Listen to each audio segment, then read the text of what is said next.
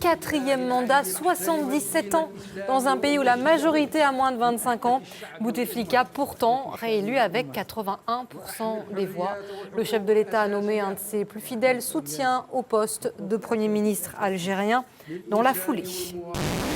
Un choc à pleine vitesse et les deux véhicules qui contournent le scooter au dernier moment. Le conducteur du mini-camion est lui éjecté. Il est là, blessé. Et ce qui va se passer est alors incroyable. D'autres scooters arrivent et le contournent. La maison d'arrêt de Villepinte est surchargée. Pris à témoin, les représentants nationaux d'un syndicat ont passé 1 heure à visiter les lieux. Le constat est accablant. On se retrouve avec des cellules, avec 3 personnes dans la cellule, 2 lits superposés, un matelas par terre, c'est 9 mètres carrés, quoi. C'est pas tenable pour les détenus. D'ailleurs, ceux qui m'ont parlé un petit peu, c'est ce qu'ils m'ont dit tous, hein, ou à travers les cellules, on entendait dites-leur que c'est pas possible de vivre comme ça, quoi. Pour devenir saint, il faut avoir été à l'origine de 2 miracles. C'est l'objet de notre question du jour. Canonisation, croyez-vous au miracle? Le non l'emporte à 61%, 33% de oui quand même. Déjà plus de 38 000 réponses et vous pouvez continuer à vous exprimer sur notre site. Les pro-russes avancent leur pion dans l'est du pays. Aujourd'hui, ils ont pris le contrôle du siège de la télévision publique régionale à Donetsk. Hier, ils avaient capturé des observateurs de l'OSCE, l'Organisation pour la sécurité et la coopération en Europe, à Slaviansk. Et au cours d'une conférence de presse, ces hommes de l'OSCE se sont dit bien traités. L'un d'eux, un Suédois, a été relâché pour des raisons médicales. Les Occidentaux, en tout cas, haussent le ton contre la Russie. Ils doivent annoncer demain des sanctions économiques contre Moscou. C'est une des plus hautes cheminées de Chine. Elle mesure 150 mètres et a été en partie détruite aujourd'hui. Construite en 2001, elle n'était plus aux normes anti-pollution et va être remplacée par une nouvelle tour. 9h20 hier matin, un homme saute par-dessus ce tourniquet qui donne accès au quai du RER B en direction de Paris. Dans son élan, ce fraudeur déséquilibre une dame âgée de 74 ans.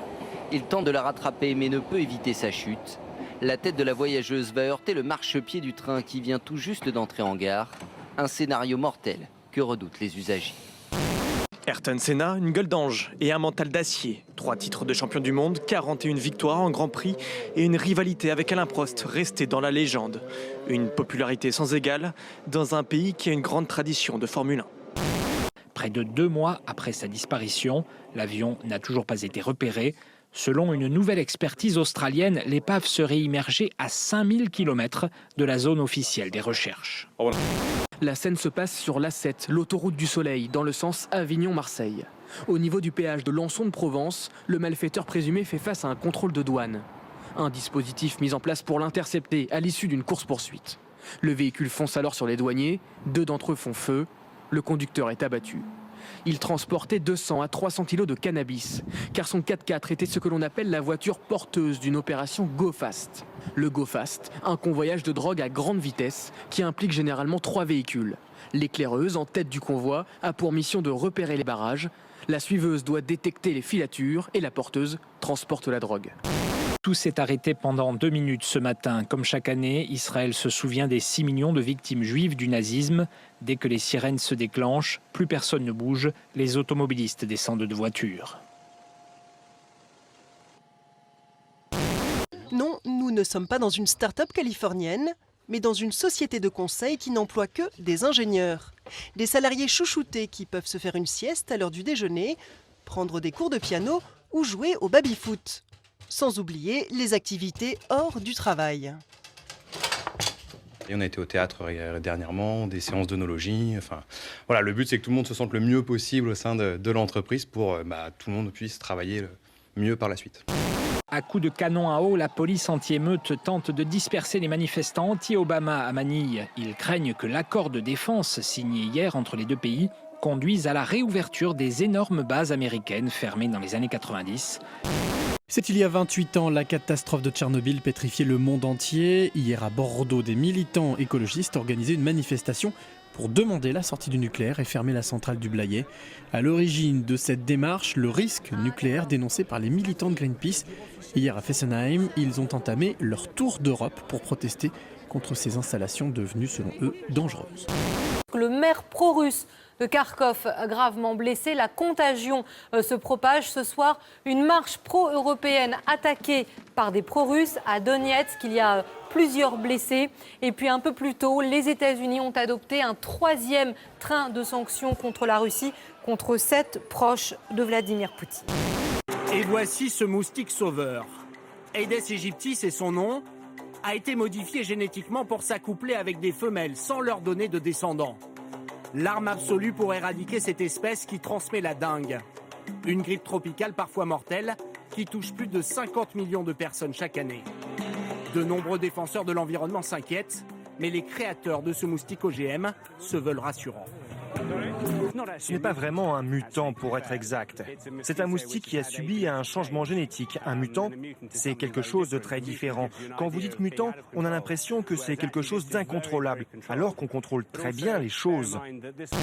À sa tête, le richissime sultan Bolkiah veut désormais que les vols et les avortements soient punis par flagellation ou une amputation des membres. La lapidation, elle, sera réservée aux citoyens coupables d'adultère. Mohamed Badi avait été arrêté par les militaires en août dernier, au plus fort de la répression sanglante qui a frappé la confrérie. Depuis, les tribunaux égyptiens condamnent à tour de bras, dans des conditions de droit dénoncées par les Nations Unies. Et ces scènes d'affliction collective des mères, épouses ou sœurs de condamnés sont devenues ordinaires. Il y a 3 personnes déjà décédées qui écopent de la peine de mort. Il y a des erreurs dans les noms, des gens qui n'ont rien à voir avec les frères musulmans. Sous les colonnades du Vatican, un lit de fortune et quelques provisions pour tenir. Ces étudiantes catholiques viennent de Dallas, au Texas. Elles ne bougent pas d'ici depuis 3 jours. On a entendu qu'il y aurait des millions de personnes ici, alors on a voulu s'assurer d'être sur la place Saint-Pierre. Nous les aimons tellement, nous sommes prêts à tout pour eux. Comme on le voit sur ces images, des membres du SWAT, unité d'élite américaine, débarquent chez le soi-disant meurtrier, mais ils ne trouvent aucun déséquilibré, juste le vainqueur de la partie du jeu vidéo et sa famille très choquée. La garde à vue des 4 policiers de la BRI, l'ex-anti-gang, accusés de viol par une touriste canadienne, a été prolongée de 24 heures.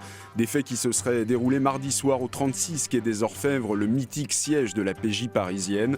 Les policiers auraient rencontré la jeune femme dans un pub avant de lui proposer de visiter les locaux de la PJ.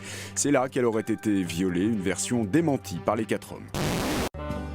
En Ligurie, fin 2011, le climat rappelle aux Italiens que leur territoire est l'un des plus vulnérables d'Europe. En quelques jours, des pluies diluviennes défigurent la côte méditerranéenne. Inondations, coulées de boue, pour la première fois, les experts évoquent la tropicalisation du climat. Directeur d'un festival de cinéma, décide de filmer les émeutes qui ont embrasé la ville pendant l'hiver 2013.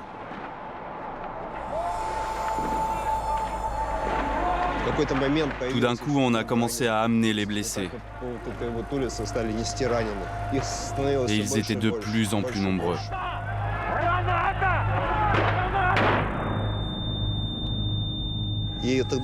J'ai soulevé le blouson d'un des blessés et il était mort. C'est la première fois que je voyais un mort.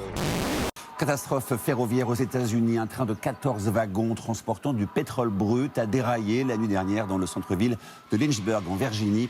Des wagons se sont ensuite enflammés. Pour le moment, les autorités ne rapportent pas de blessés. Tout le secteur est évacué, soit environ 300 personnes. L'accident s'est produit sur les rives d'un fleuve et du pétrole s'est écoulé dans les eaux. Au Canada, une baleine échouée sur les côtes du fleuve Saint-Laurent menace d'exploser. Morte depuis plusieurs jours, elle est en pleine décomposition. Sous l'effet des gaz, elle a doublé de volume. Les autorités locales redoutent que sa dépouille ne se perfore sur les rochers. Il s'appelait Clayton Lockett. Pour avoir enterré vivante une femme, il était condamné à mort depuis 2000. Peine exécutée hier dans un pénitencier de l'Oklahoma par injection de produits mortels à 18h23. Mais les témoins de l'exécution constatent qu'au bout de 16 minutes, le produit n'a pas encore agi. À 18h39, il soulevait encore sa tête et ses épaules en grimaçant. Le jeune Anglais est une star des réseaux sociaux. Son ascension de ce pont en Ukraine, à 4 pattes sur les haubans, a fait sensation sur Internet. Des millions d'internautes ont frissonné pour lui lorsqu'arrivé au sommet à 120 mètres de haut, il tente cet incroyable salto arrière sans aucune sécurité et bien sûr aucune autorisation.